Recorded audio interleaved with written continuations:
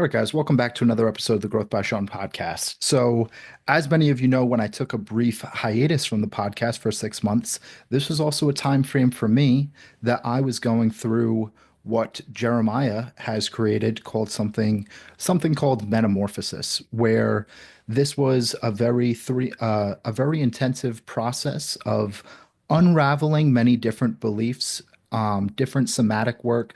There's an entire structure that I could go into, which I've already touched on in previous podcasts. Regardless, this is one of the mentors that had run the course. And so, Jeremiah, thank you for being here. Thank you for being able to share a little bit about not just what we went through, but also things about your life. And so, this is someone that for me, you have seen the bottom of like lowest of lows, highest of highs. So, Jeremiah, I'll just let you do a brief little introduction for yourself. That way, everyone that's listening that doesn't know you can get a little bit more of an understanding of who you are and where we're at today. Sure.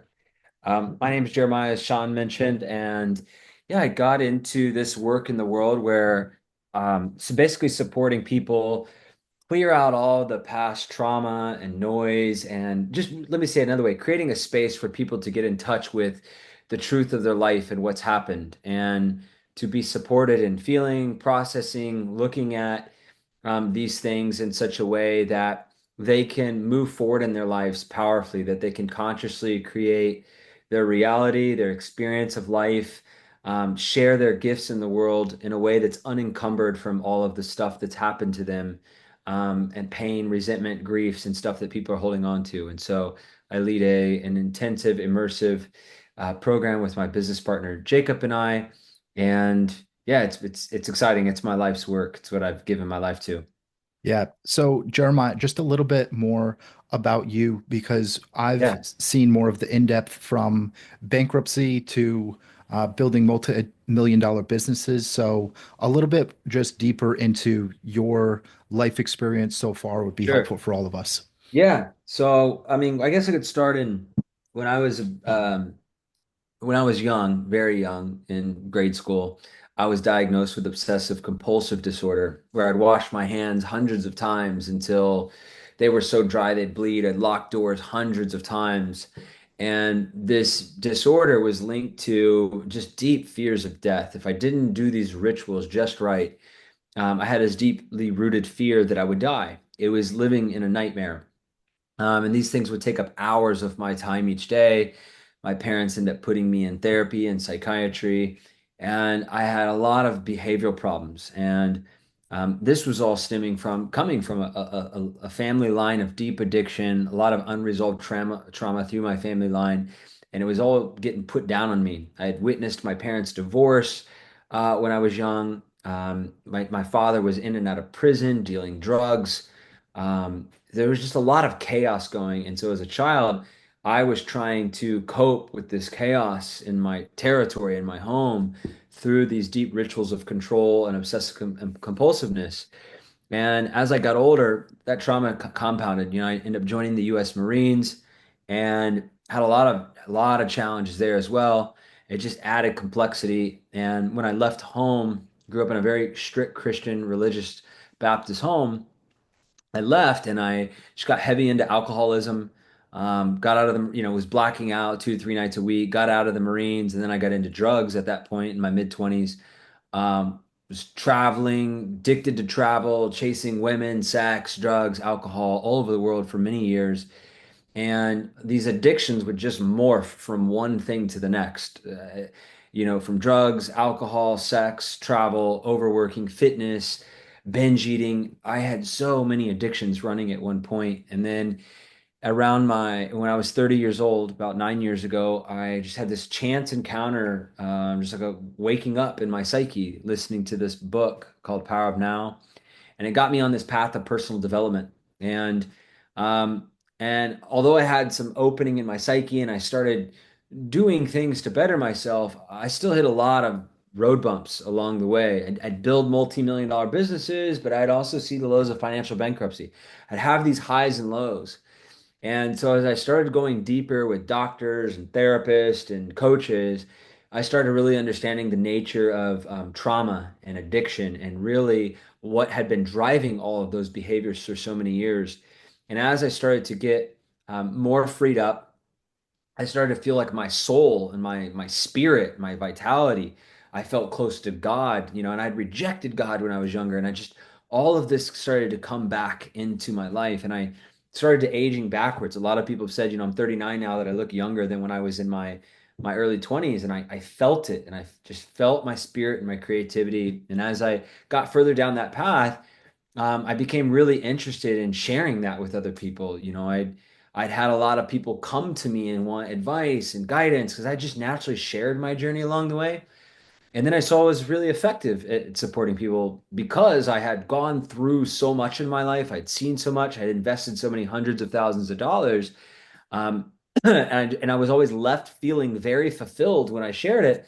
I was like, I want my life to be about this. I recognize that I have a gift from what I've had to overcome, and I want my life to be about giving that away and supporting other people, breaking through those things that I've had to break through. So that's a little bit about my backstory and how I'm here. Yeah, no, just like you had stated, you spent hundreds of thousands of dollars on personal development. And so creating space and looking at all of these deeper levels of trauma that you have gone through. And so throughout your journey and process, what ways have actually worked for you and what has not worked for you? Yeah, the one thing I tell people now is like, because I did have so many ups and downs, even when I started investing a lot of money in the personal development world. And the easiest way I could sum it up is this: when God is not the center of someone healing or working to transform their life, when the devotion to a higher power, and I'm going to use the word God for my higher power, when that's not prevalent in someone's life, when it's not at the center of all the work they're trying to do to become a better human, then it will always be incomplete. There'll always be constantly more to fix, or something's wrong. I'll hit more road bumps and blocks that feel like it never can get past it if if God is not at the center.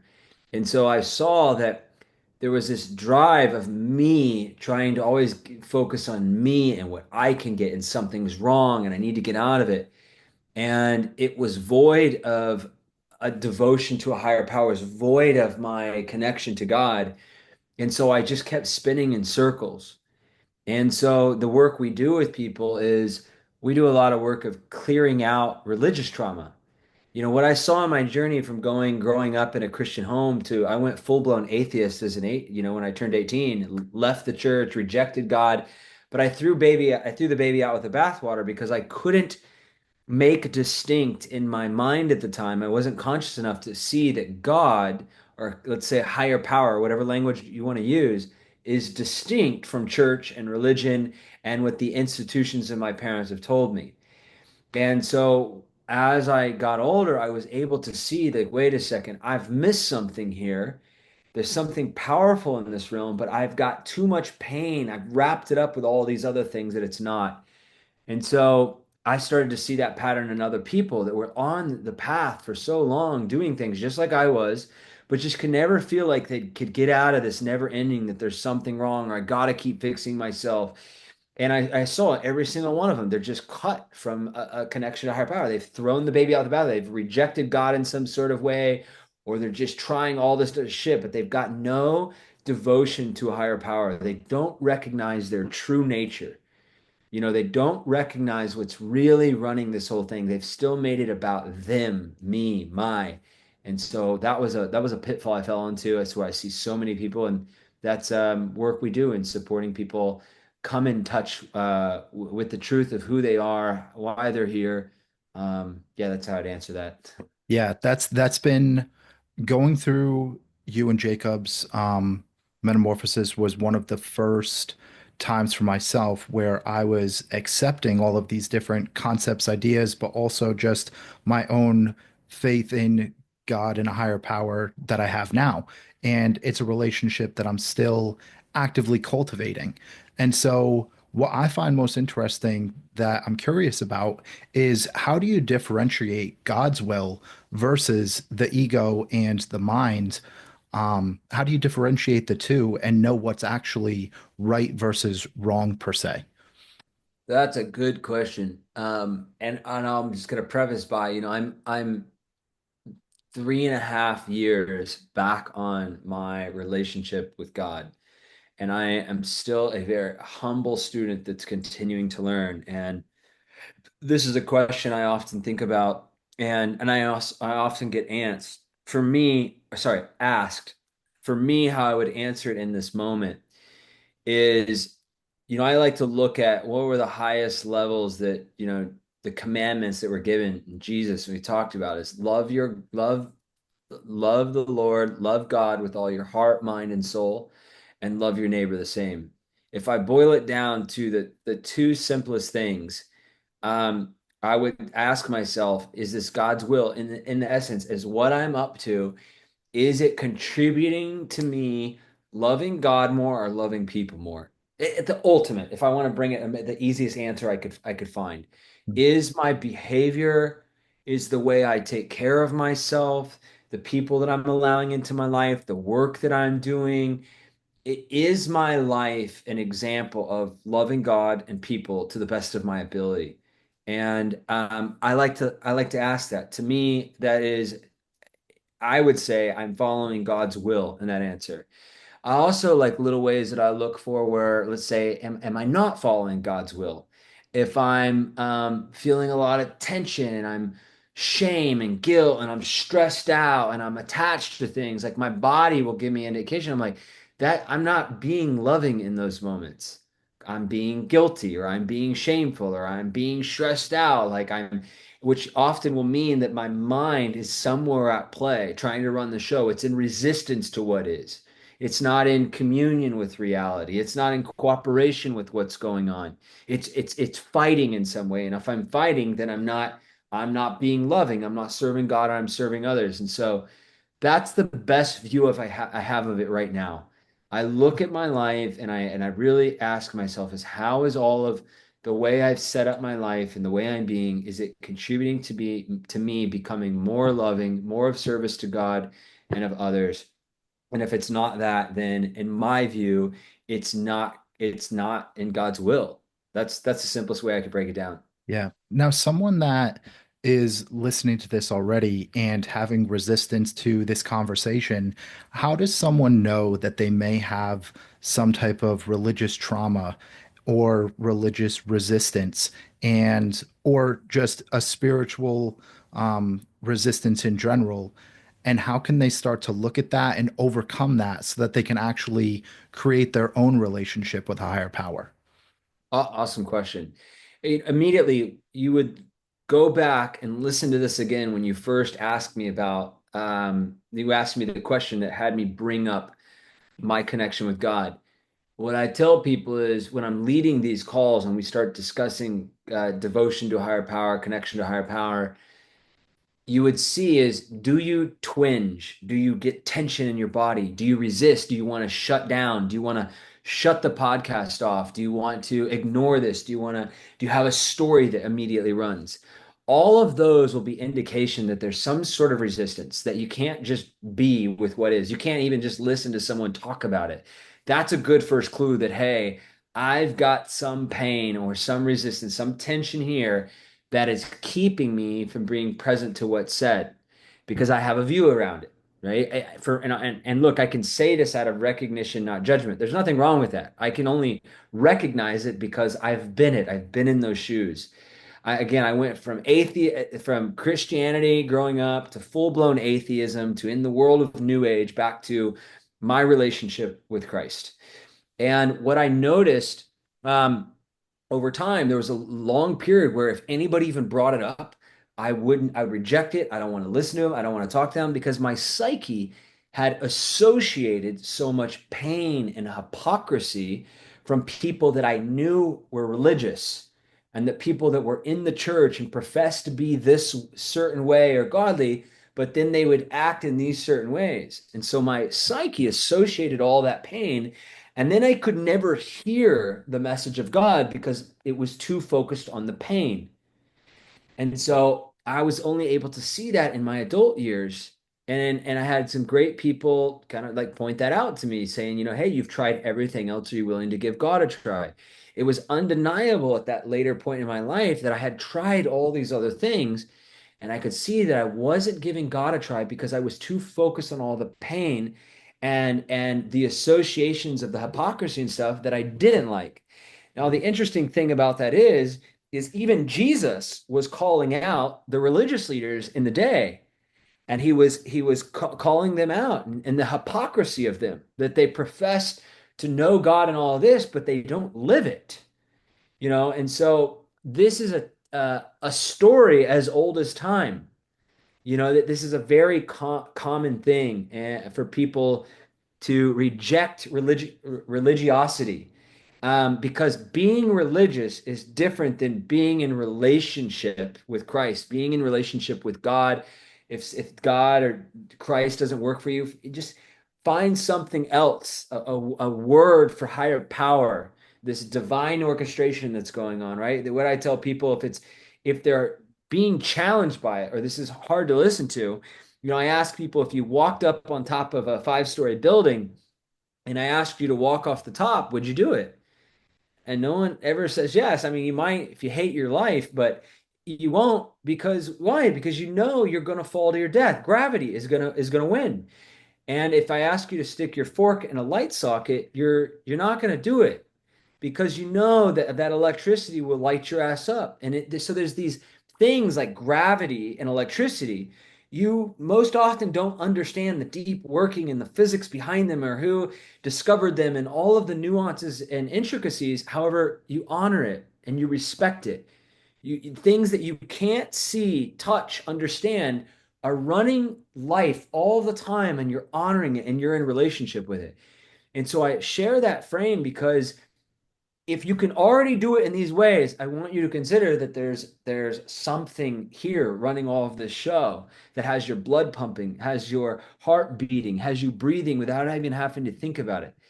And that, starting from noticing the tension, noticing where you resist, seeing where it's wrapped up in other things you've taken on, or you've made it mean, or you've associated with pain, is all distinct from what a higher power really is. And again, if you're and to cross that bridge, you can already say, okay, I'm already honoring other things that I can't see and understand. Could I be willing to open myself to the possibility that being in relationship with this higher power could alter my life in profound ways if I'm open to stepping out of my own way? That's what I'd say to that. Yeah, you do such a great job of giving different perspectives and frames. That way, there's so many different angles that people can look at things from. And just because one thing may not click for someone, it will click for you in perhaps a different way. And so, what I'm really glad you had said was the nervous system and how the nervous system can react when we start to have a conversation like this. And so, when you started to get into more of the somatic work, why is that so important, especially in terms of therapy, trauma, coaching, all of these different aspects? Why is the somatic process so important aside from just the cognitive and like the cognitive behavioral side of getting through whatever is the issue for you? Yeah, so the body will remember what the mind forgets. And there's a lot of synergy and symbiosis. At some level, you could say that everything is mind, or everything is the psyche. And that when the psyche will interpret things. So that's all trauma. Let's define trauma. Trauma is not what happened to you, it's what happened inside of you as a result of what happened. And so, in other words, it's like how we internalize something. And that internalization will send signals to the nervous system, to the body, and it'll store in our system the way we internalize it. It'll store in the fascia and the tissues. And so we may get a lot of insights, and we may have a strong awareness. We may be so sophisticated about, you can say, well, this trauma happened to me and this happened to me, and I know all that. But at the end of the day, sometimes you'll just become sophisticated about your neurosis.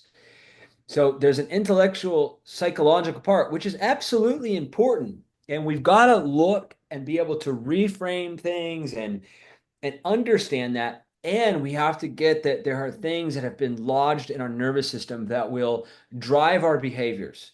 So, my first 6 years on the path of personal development and just let's say waking up and healing my body, my brain, my mind, um, I got a lot of this down. I was really good at understanding how to create things in language, to alter my mindset. I worked with incredible coaches, did a lot, over 100 psychedelic journeys.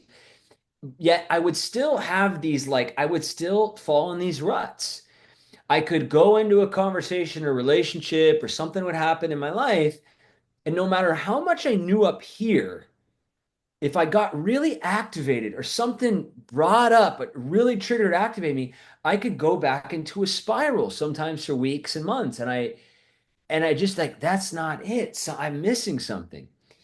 And so I was introduced to somatic therapy work, nervous system work a few years ago. And I started working with this 80-some-year-old elder woman who's a mentor and colleague to me now. And she's been in our Metamorphisis programs. And when I started getting into the somatic nervous system therapy work, it showed me that I'd never really felt safe in my body. I didn't know what safety meant. I didn't really know what it was to feel safe in the body. I started to learn about the different stages of the nervous system. You know, you can be in fight or flight, you can be in freeze, you can be fawning, like trying to appease, and I saw that I would literally just react to life a lot. And my nervous system was always winning, no matter how much I knew here. If something went off here, my nervous system would override it and win. And so as I got down doing tons and tons of somatic nervous system therapy, I reached a point where I just felt safe in my body. I just felt a calmness, what I referred to as an innate sense of okayness for the first time in my life. And then as that started to just take hold more, I stopped creating all of this dysfunction in my life.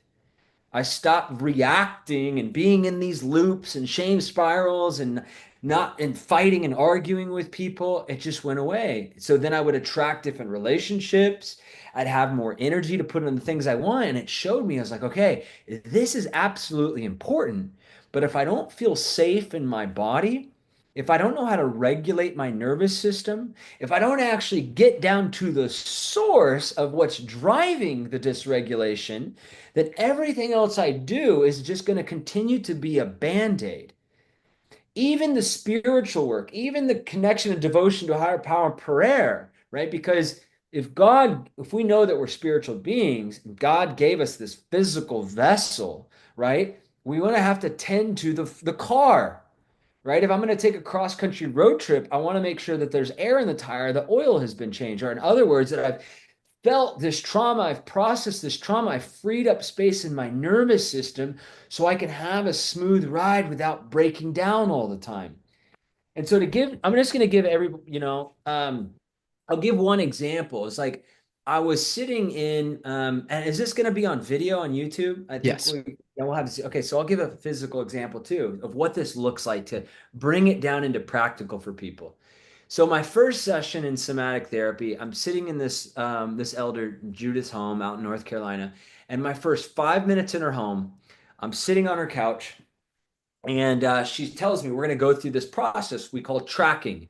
And all tracking is you're naming the sensations in your body as they arise in real time.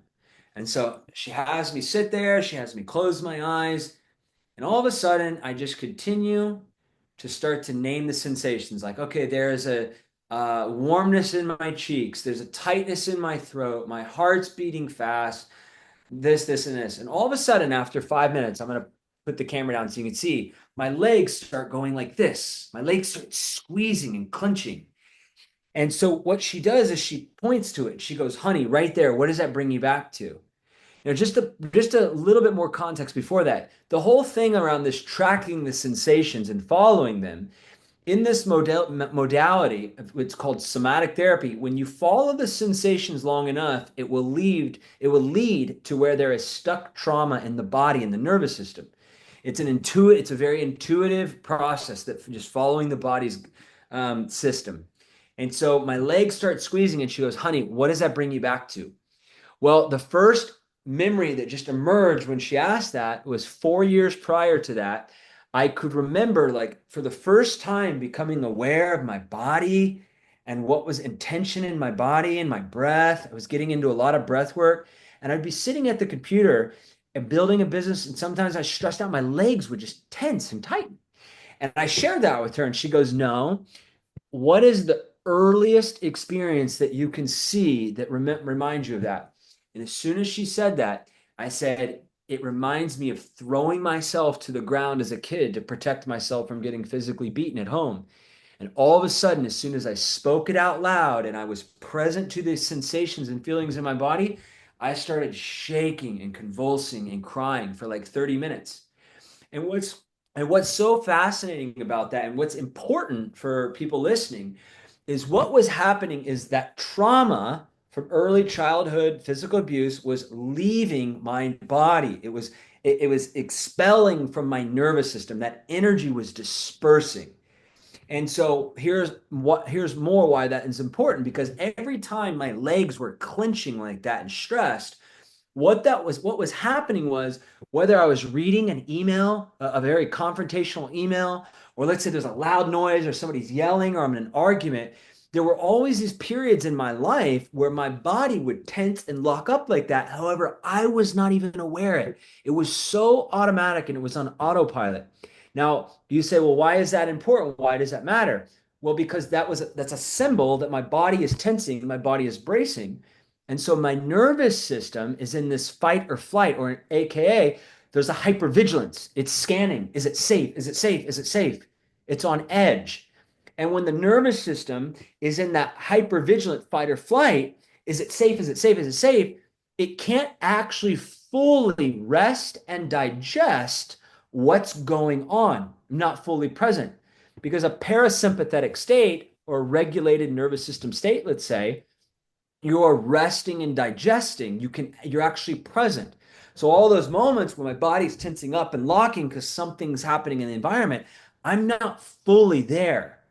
There's a part of me that's in survival. Is it safe? Is okay? And so when that a moment happened in my very first somatic session, I have never squeezed or tensed my legs like that again. And it blew my mind open how I've been doing that for maybe 30 years and I didn't even know it. And how that was, and when that happened, I just kept going down the world of somatics till just that stuff was all getting out of my body, and I just end up having more and more energy, more and more presence and peace and clarity to be right where I was at, and life changing. So that's the full thing. I wanted to give everyone listening, because this is life changing work. This is one of the big elements that we bring into our work. That's somatics, and that's why it's the importance. We can go so far here; it's absolutely necessary, and it also works in the with the nervous system. Yet we've got to address the body. We've got to address the nervous system if we want to experience real freedom in this life. Yeah, that's such a an articulate explanation of that full process. And so when I look at this, one of the things that is most important for me to fully understand is when trauma is happening to the body and inside of you, as you had stated 4 years prior, you could remember the legs clenching. But then you took it a step deeper and found the root of where that happened. Why is it so important to find where that first happened as opposed to like the 4 years prior when it happened? Yeah, so the 4 years prior, I was just early on in my journey still, and I was just becoming aware of how the body would feel and breathing, but it wasn't going any further than that. And so it didn't really give me, it was an opening. Had to start to understand the feelings of my body. And in that moment, when I'm sitting there with Judith, I want to, for the listeners, what was happening was, why do we go through the sensations? It was because it's somatics, the sensations in the body. Because when we're focusing on the sensations in the body and becoming aware of the body and bringing the attention there, What it does is it bypasses the conscious mind. And the conscious mind will often be, especially when there's a lot of pain or trauma, will be working to avoid looking at those things. It will be trying to keep us and hide. That's why people, when you have breakthroughs, you're breaking through a blind spot you didn't see. And the mind is clever. It's there to protect us from discomfort or to seek comfort. And so when we're going through the body, it's bypassing that conscious mind, which can, and when you start to feel really safe and regulated and calm and in the body, when it bypasses the conscious mind, it can then allow for those repressed and suppressed memories and experiences to start to finally come up to be felt. Now, if one doesn't go there, then effectively what's happening is all of the breath work and all even the nervous system regulation, it's a good start. Like we're not going to discount it, yet it's still only on the surface. It's like a band-aid. It's not actually getting down to the source, the original experiences that keep activating the nervous system that keeps driving dysfunctional behavior, right? Because if you're in a fight or flight a lot, you're going to be doing all sorts of survival start behavior. You're going to be fighting more with people. You're going to maybe be more manipulative, greedy, looking out for yourself, like on edge, scanning. There's a threat. So that who you're going to be is going to be more dysfunctional, right? It's not, you don't realize that it's safe. I'm here. It's okay. And so if we're only ever just regulating and doing the nice tools and breath work, but not getting down to the source of what's driving us to get dysregulated, we've missed the mark and we'll continue to be in the never-ending healing game. And so, yeah, that's how I'd answer that one. Yeah. And now, when I look at that, one of the things we've discussed prior is that integration process. And so it's great to go to a course or a seminar or XYZ and have a lot of those feel good sensations, but then to continue on that path and continue with habits, rituals, creating space, it's that's the most difficult part for me is to continually do those things. And so, from your perspective and experience, what is the best way that you found for people to actually integrate the space that they've created for themselves? Good question. The number one thing I would say is to slow down. To when you've had a big opening and you've had a big breakthrough or realization, you're coming in touch with trauma and things that have happened and you're seeing more clearly. You're seeing the truth of how it's impacting your life, right? And you're wanting to resolve it. You're wanting to integrate it. You're wanting to face it and deal with it so it stops owning your life, right? When that happens, my number one recommendation is to slow down and step back. Just really see how much you can be the witness of it. Like you're watching a character in a movie and you're having total compassion for that character. And you're just watching. You're not trying to take on more. You're not trying to go do more personal development work, more therapy, this. You deal with right there what's been exposed, what's been revealed, saying it in different ways. And you start to ask yourself, what is needed from me or what do I need in this moment to really give more time and attention and care to this? Where do I need to forgive myself more? Where do I need to share this with another person? Where do I need to maybe read some more books? Where do I need to incorporate a practice or an exercise around becoming even more aware about this or changing the behavior? How do I focus on just this one thing at a time and slow down with it? I try to get it all done in a day. And I don't need to go buy 20 books right at the same time or go hire 10 more therapists or go on all these retreats. How can I get that right now in just this one thing? I can take this and have grace with this. I can get that it's going to be okay, that I'm going to deal with this and I'm going to give the time and attention to this one thing. I'm going to be a good steward of my time and my energy and focus on the one thing that's in front of me rather than go take on a bunch of shit. I'm going to integrate, meaning I'm going to recognize that this past experience of my life has impacted me in some way. And I want to acknowledge all of its impact. I want to acknowledge the behaviors that have resulted from it. I want to maybe go make amends and clean up whatever I need to clean up because of this behavior and this impact. I want to just give this the space, time, and attention to acknowledge it, to honor it, to see how it's impacted me and what I'm going to do to create new behaviors out of this. And if I just bring that frame around it, just slowing down, stepping back, observing, giving its time and space, it will take you so far. And because often what I did, I see so many people, they see something big and they're in a frantic. They're like, I gotta do more. I gotta keep doing this, and I gotta do this psychedelic journey. I gotta keep doing this, and it's just more and more and more. Or they see it and then they go distract themselves with other stuff. I'm just gonna keep watching Netflix, or I'm gonna go focus on a bunch of other shit that doesn't matter. I'm gonna go keep trying to learn this, but they haven't given the time, honor, and attention to this one thing. And so they never fully integrate it. And they keep piling more shit up on top of it.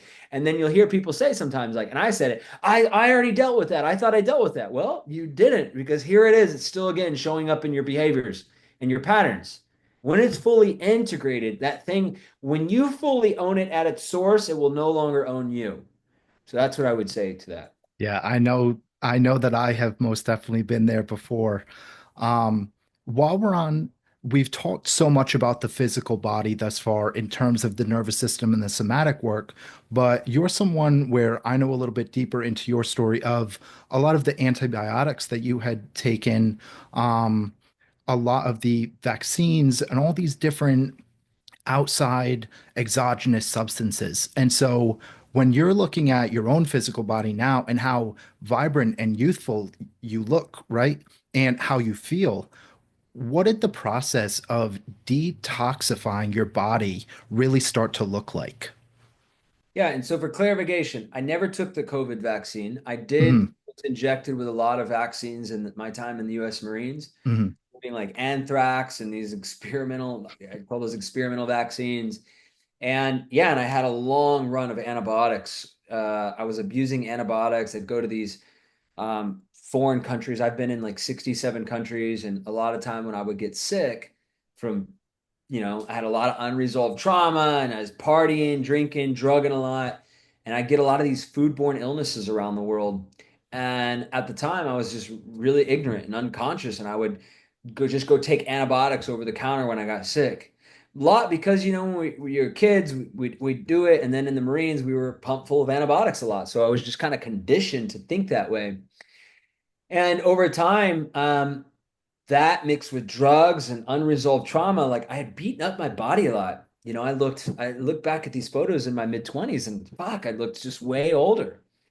And and so there was a research scientist that I started working with back in 2021, when I was really sick after 4 rounds of antibiotics, after my last time doing recreational drugs.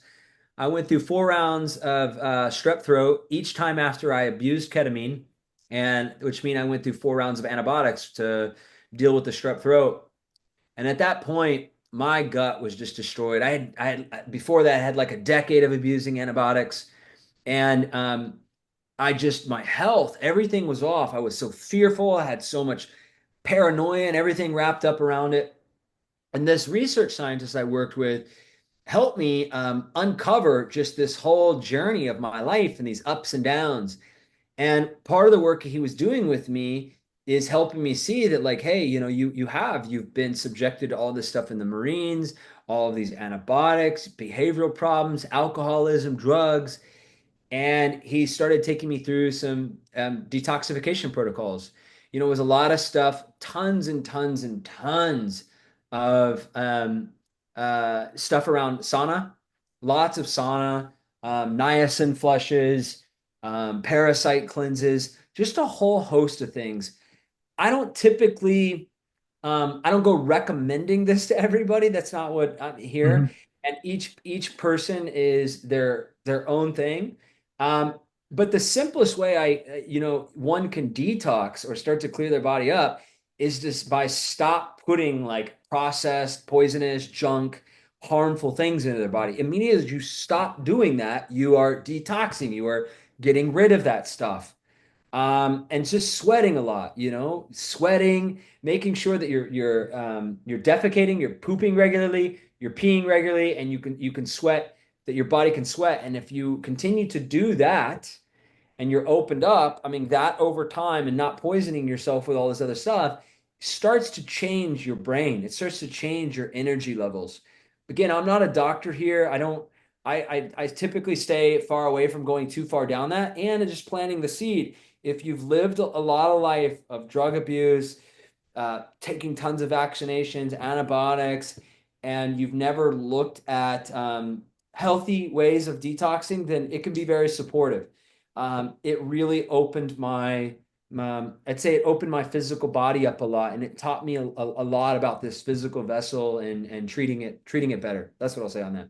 Yeah, I wanted your perspective on that because there are so many people that I talk to, especially when we hear about the COVID vaccine and all of these different types of antibiotics or whatever prescription you may be uh, intaking right now. And sometimes people feel that they're too far past, well, I've already done it. But I wanted to show people that there are still ways that they can start to look at things in a different perspective and that no one is too far gone to detoxify your body or even just start to change your own physical health and your relationship with your physical body.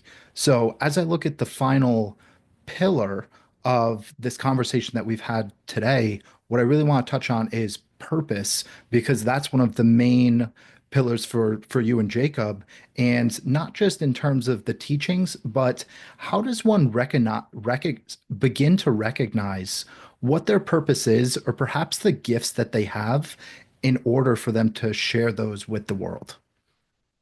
Yeah, there's a couple frames here. The exercise we walk people through in metamorphosis, we first like to just define purpose for people. A lot of people are caught up in an existential crisis around purpose. This big thing, I need to figure out what my purpose is, but they've often wrapped it in the medium or what they're doing versus who they're being. And so we first like to make purpose or our calling, living our calling or our purpose, our dharma, saying it a bunch of different ways, is more about who we are rather than what we do. And it's about bringing all that we are to all that we do. And then our purpose is not enslaved in the doing or finding the specific medium that you bring all of yourself to life. And when you bring your full self to life, you are left fulfilled. And so we first break it down right there and look at that. And we have people look at some of the most profound moments they've ever lived in their life.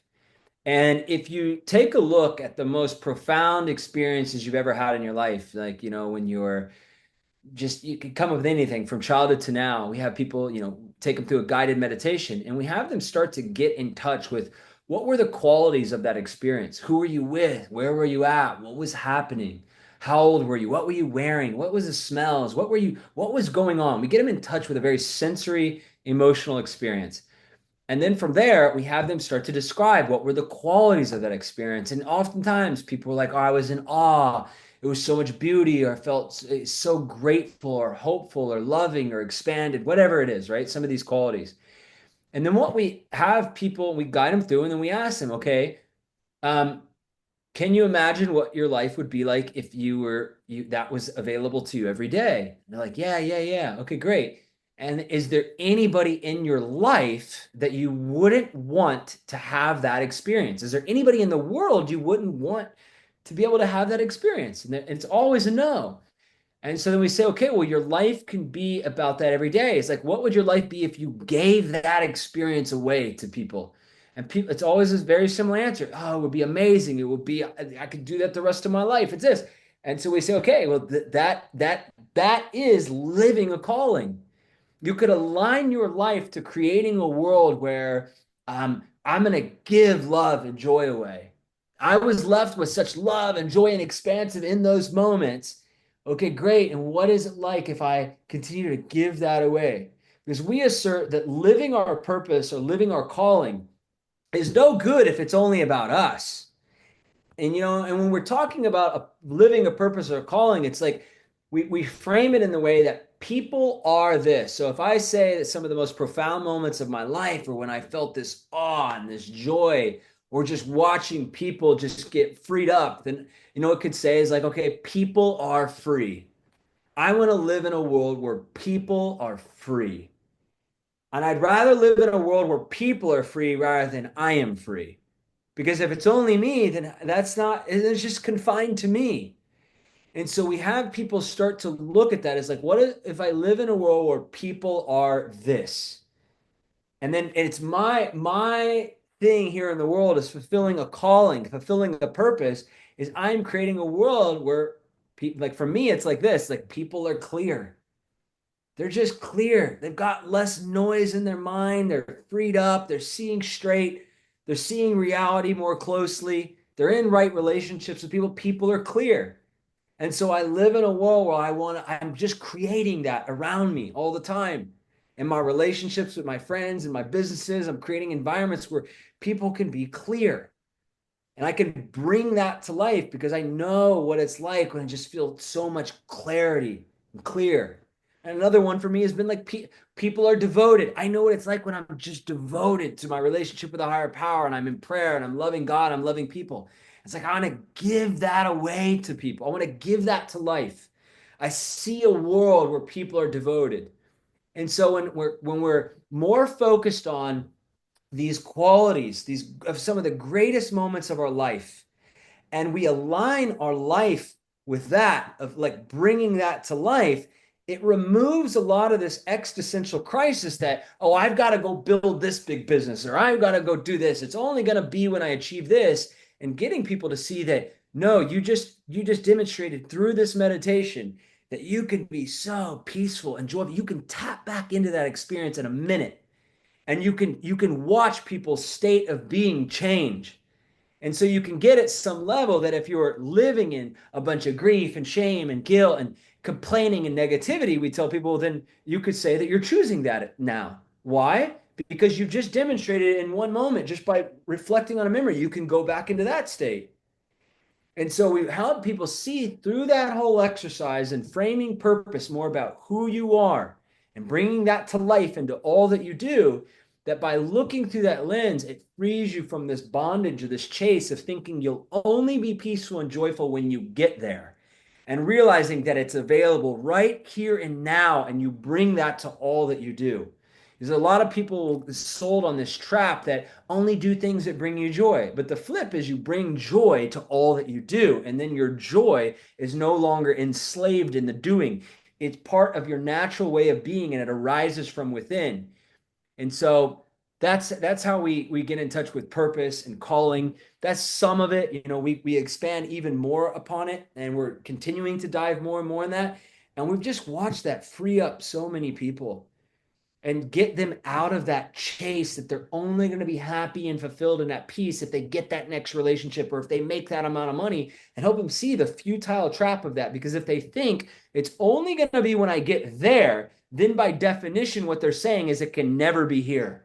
That means I can never be fulfilled or at peace or joyful here because I've destined it only to be out there. And when people really get that at its core, it alters the rest of their life.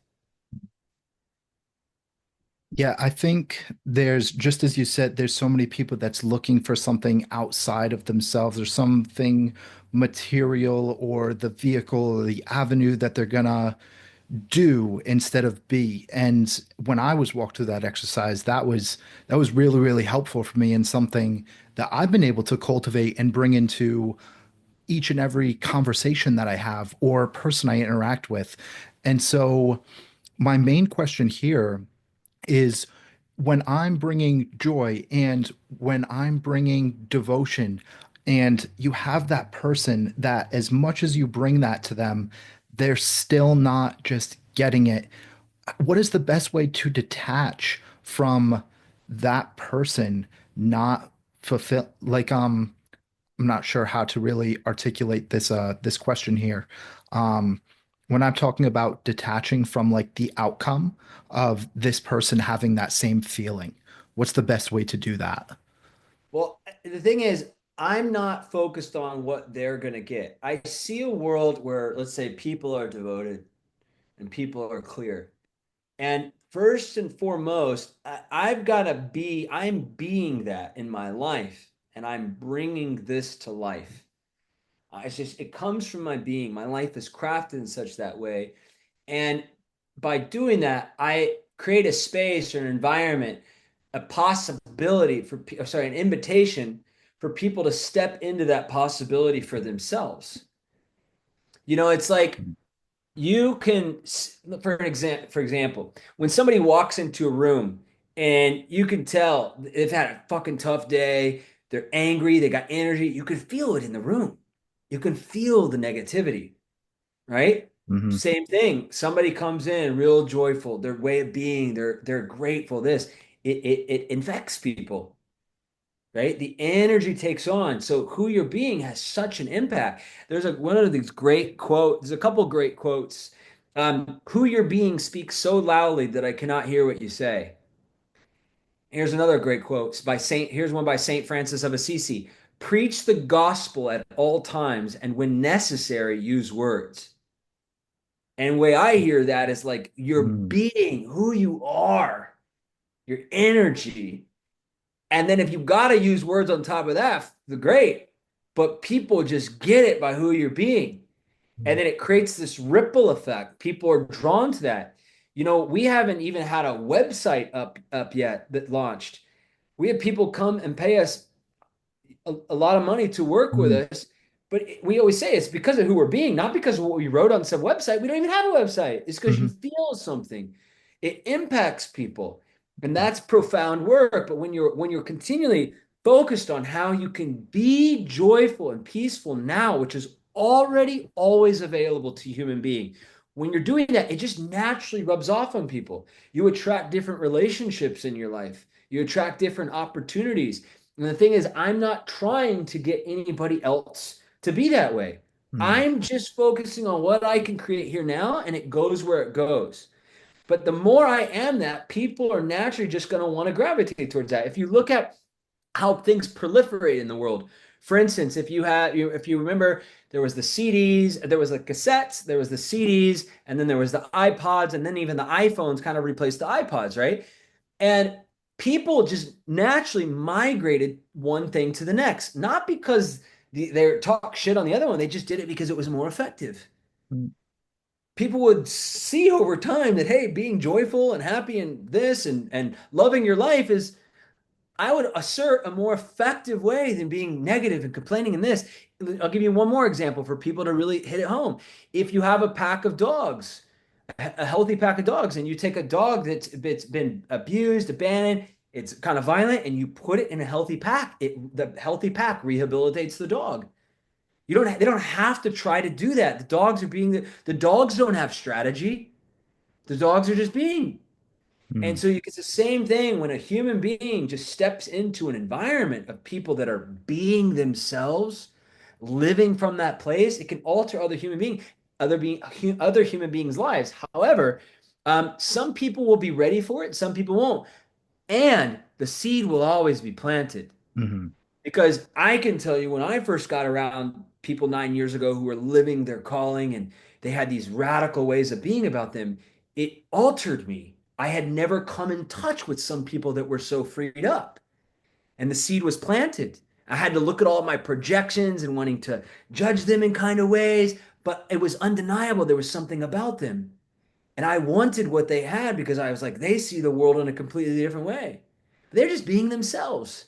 Mhm. And so my assertion is also the greatest gift we can give another is to be ourselves and to be freed up. And then that ripples. We're sharing our gift of being ourself.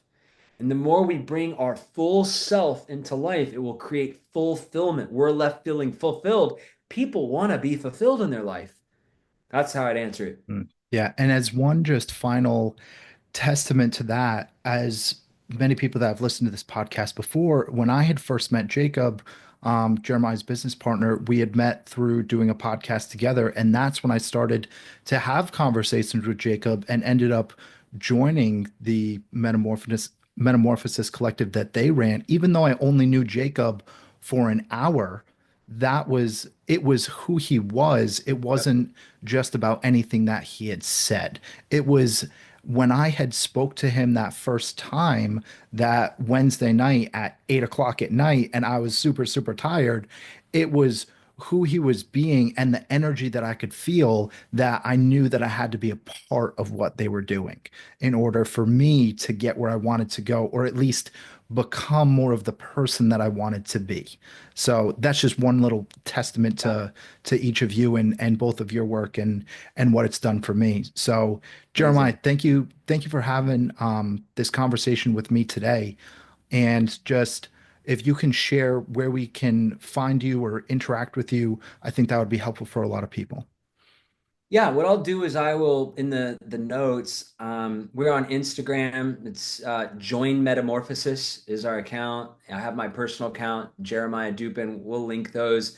Those are the main ways we have people just engage with us there, because then we'll share links to offerings and things that we have. And pretty soon we'll be offering a free school community, which is going to be a free online platform where we're going to have resources and videos and kind of a mini version where people can get a taste and get access to it. We're exclusively working with women. We may open up to working with men again in the future. I do work with people in my a one-on-one capacity as well on a limited basis. So I'll put all that information so people can click and continue engaging if they'd like. Yeah, no, that's perfect. Thank you, Jeremiah, and thank you for everyone Yeah, for listening. All right. thanks for having me. Beautiful.